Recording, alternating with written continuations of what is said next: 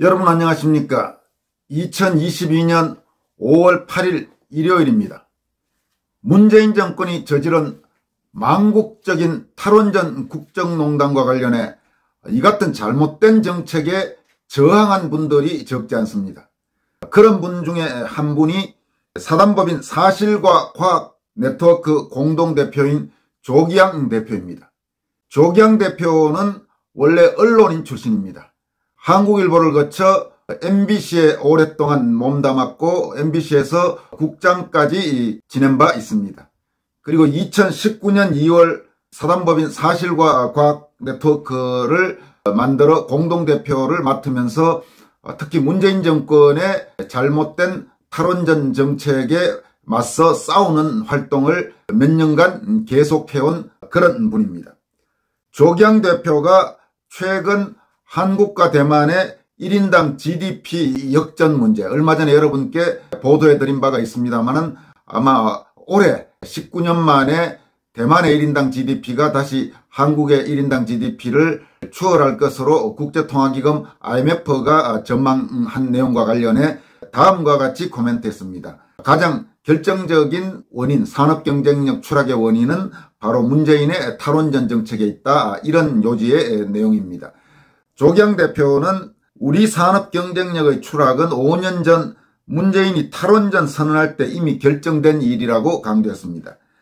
박정희 대통령이 건설을 시작했던 원자력 발전소는 세계적으로 유례가 드문 경제 고속 성장의 기초였다고 밝히면서 문재인이 길을 쓰고 원전을 없애려고 한 건 패거리의 태양광 발전 사업을 전국적으로 키워 민주당 영구집권 토대를 만들려는 계획에 따른 것으로 보인다고 분석했습니다.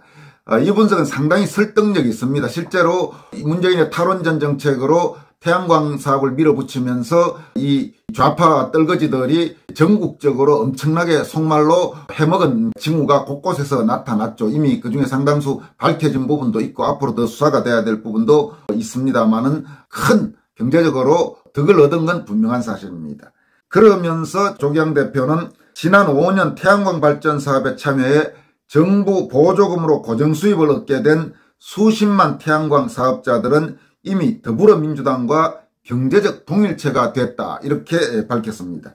이어서 작년 서울 시내 한 담벼락에 그 무슨 줄리 얼굴을 그렸던 민주당 지지자도 호남에 기반을 둔 태양광 사업자였다고 전했습니다.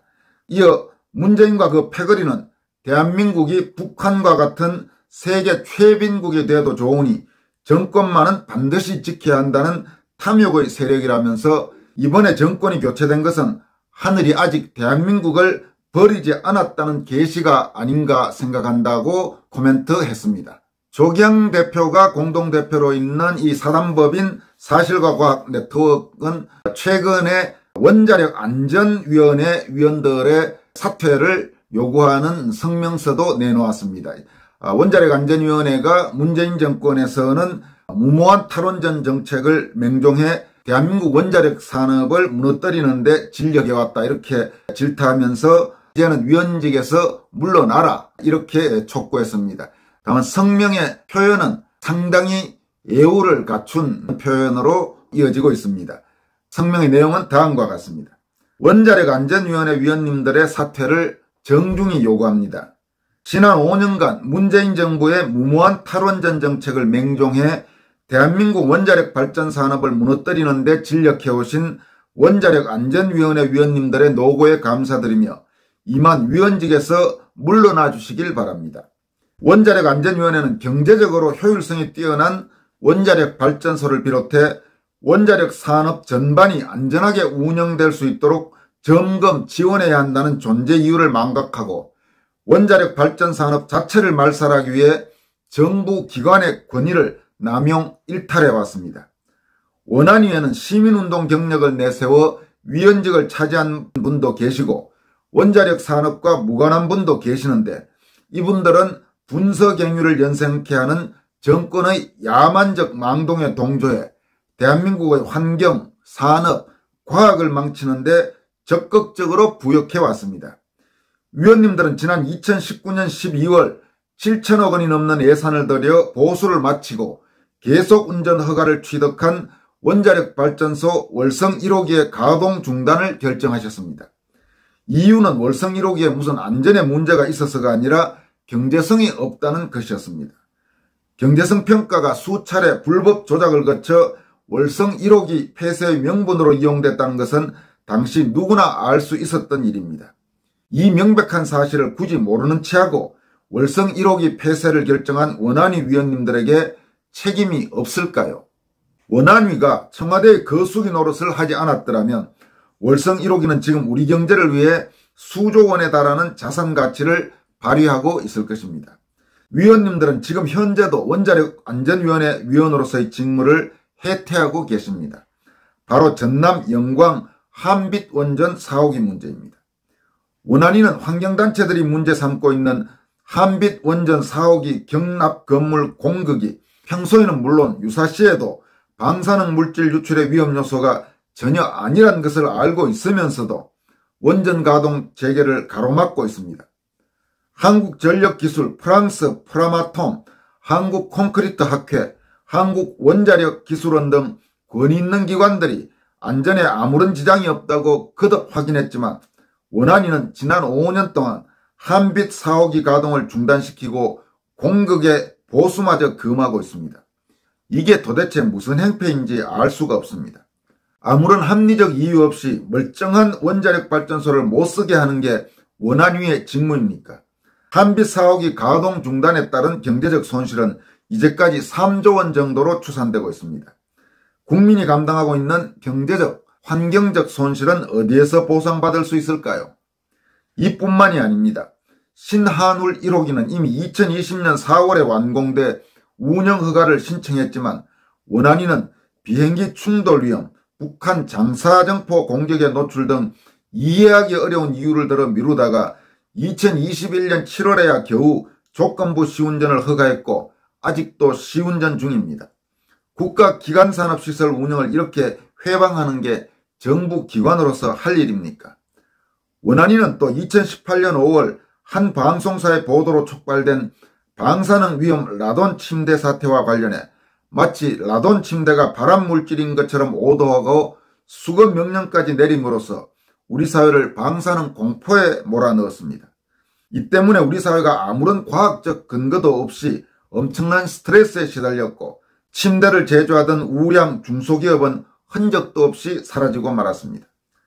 방사선은 자연환경이나 물, 식품 어디서나 검출되는 우주 구성의 요소임에도 불구하고 원자력안전위원회가 앞장서서 방사선은 극미량 검출돼도 암을 일으킨다는 근거 없는 거짓을 유포한 데 대해 절망을 느끼지 않을 수 없습니다.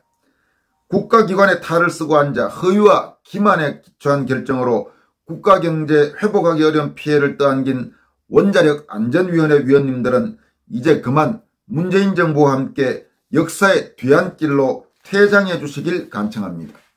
새로운 원자력안전위원회는 원자력과 방사선 안전에 대한 깊은 지식과 경험 그리고 사명감을 가진 전문가들이 떠맡아 원전 최강국 건설이라는 새 정부의 비전을 구현하는 데 앞장서야 할 것입니다.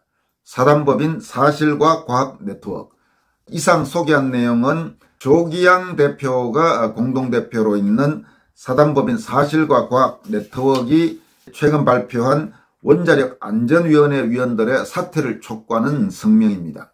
지금 이 성명 내용에도 포함되어 있습니다마는 한빛 원전이 있는 전라남도 영광에서는 지난 6일 그러니까 금요일이죠. 한빛 4호기 정상화를 위한 해법 및 감사 청구 절차 논의하는 목적의 회의가 열렸습니다.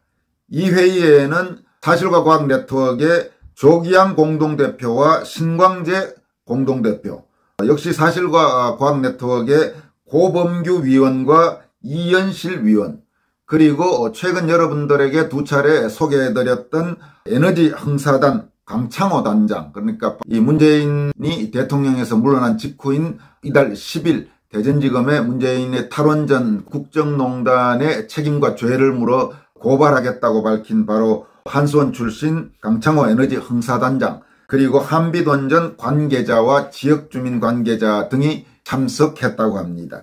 이와 관련해 강창호 에너지 흥사단장은 원한위를 장악한 탈핵 사기꾼과 권력에 기생하여 나라를 팔아먹은 원한위의 부패 세력을 발본색원하기 위한 첫발이 시작됐다, 이렇게 밝혔습니다. 그러니까 원자력안전위원회 원한위 이 문제를 감사해달라는 감사 청구와 관련된 회의였던 모양입니다. 아마 조만간 감사원의 감사 청구가 들어갈 것으로 보입니다.